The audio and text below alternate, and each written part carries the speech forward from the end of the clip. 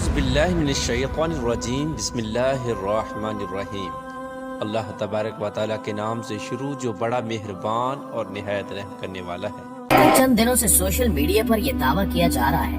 کہ وہ دیوار جس کے پیچھے یاجوج ماجوج قوم قید ہے وہ دریافت کر لی گئی ہے، اور تشویشناک بات یہ ہے کہ یہ دیوار اب گرنے کے قریب ہے۔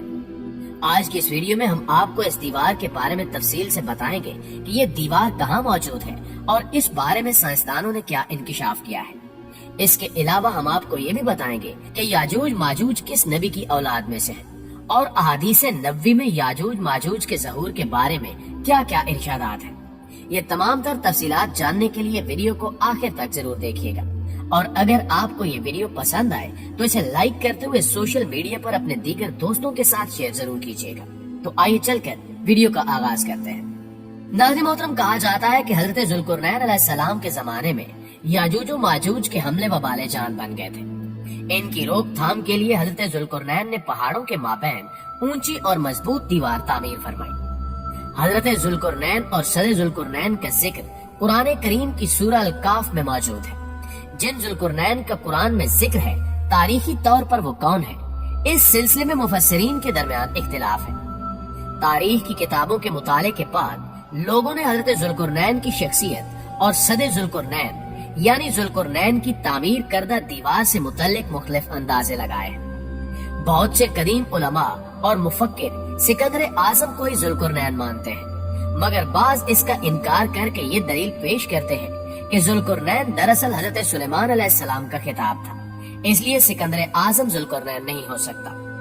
جدید زمانے کے کچھ مفسر اور مفکر ذوالقرنین کو قدیم ایرانی بادشاہ سائرس اعظم یعنی کورش اعظم کا دوسرا نام قرار دیتے ہیں، اور یہ نسبتاً زیادہ قرینے کے آس ہے، مگر بہرحال ابھی تک یقین کے ساتھ کسی شخصیت کو اس کا مصداق نہیں ٹھہرایا جا سکتا۔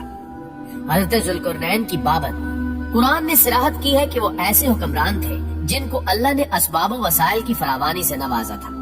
وہ مشرقی اور مغربی ممالک کو فتح کرتے ہوئے ایک ایسے پہاڑی درے پر پہنچے جس کی دوسری طرف یاجوج اور ماجوج تھے۔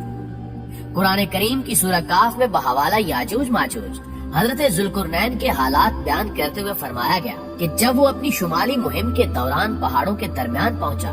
تو وہاں اسے ایسی قوم ملی جس کی زبان ناقابل فہم تھی۔ تاہم جب ترجمان کے ذریعے گفتگو ہوئی تو انہوں نے عرض کیا کہ یاجوج ماجوج اس سرزمین پر فساد پھیلاتے ہیں، لہٰذا تو ہمارے اور ان کے درمیان ایک سد یعنی دیوار تعمیر کر دے۔ اس طرح حضرت ذوالقرنین نے اس قوم کو یاجوج ماجوج کی یلغار سے بچانے کے لیے دیوار بنائی، اور جو دیوار بنائی گئی وہ کوئی خیالی اور مانوی نہیں بلکہ حقیقی ہے، جو لوہے اور پگھلے ہوئے تانبے سے بنائی گئی تھی، جس سے وقتی طور پر یاجوج ماجوج کا فتنہ دب گیا۔ جب یہ دیوار تعمیر ہو گئی تو حضرت ذوالقرنین نے اللہ کا شکر ادا کیا جس نے یہ دیوار بنانے اور لوگوں کو آئے دن کی پریشانیوں سے نجات دلانے کی توفیق بخشی، مگر ساتھ ہی لوگوں کو یہ بھی بتا دیا کہ یہ دیوار اگرچہ بہت مضبوط اور مستحکم ہے مگر یہ لازوال نہیں، اور جو چیز بھی بنی ہے بالآخر فنا ہونے والی ہے، اور جب میرے رب کے وعدے کا وقت قریب آئے گا تو وہ اس کو پیوند خاک کر دے گا، اور میرے رب کا وعدہ برحق ہے۔ پیارے ساتھیوں، یاجوج ماجوج کے بارے میں ایک سوال کثرت سے پوچھا جاتا ہے کہ یہ کس نبی کی اولاد ہے، تو یاد رہے کہ یاجوج ماجوج حضرت نوح علیہ السلام کے تیسرے بیٹے یافس کی اولاد میں سے ہیں۔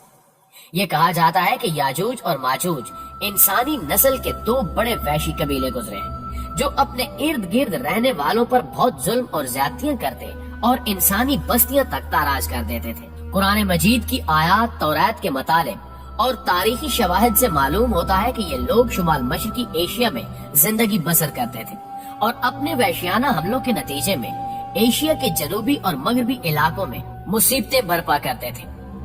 بعض تاریخ دانوں نے ان کے رہائشی علاقے کو روس کے دارالحکومت ماسکو اور توبل سیک کے آس پاس کا بتلایا ہے،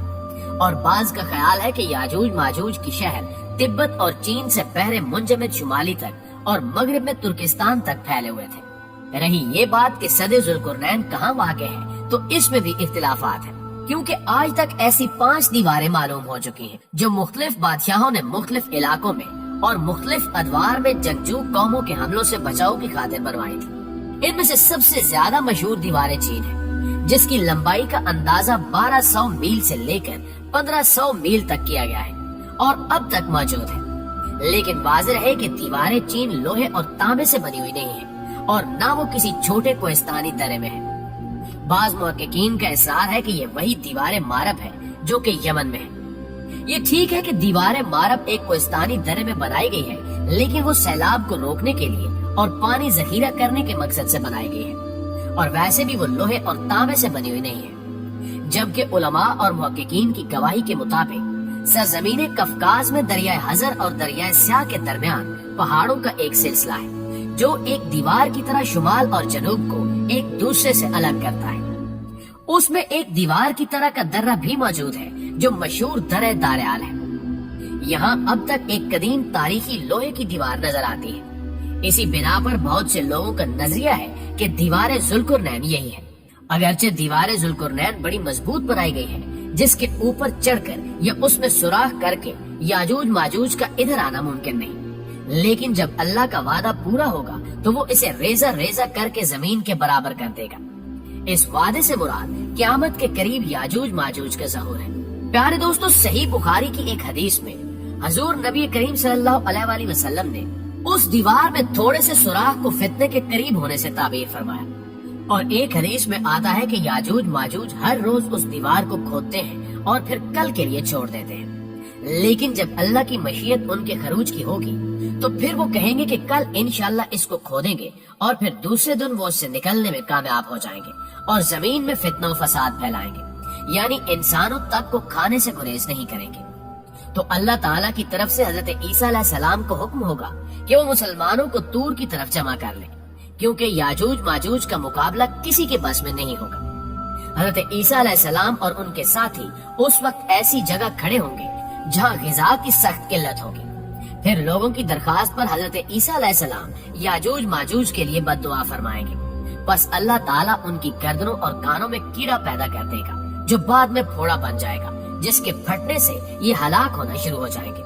سب کے سب مر جائیں گے، اور ان کی لاشوں سے ایک بالشت بھی زمین خالی نہیں ہوگی، اور ہر طرف ان کی لاشوں کی گندی بو پھیل جائے گی۔ پھر حضرت عیسیٰ ابن مریم دعا کریں گے تو اللہ جل شانہ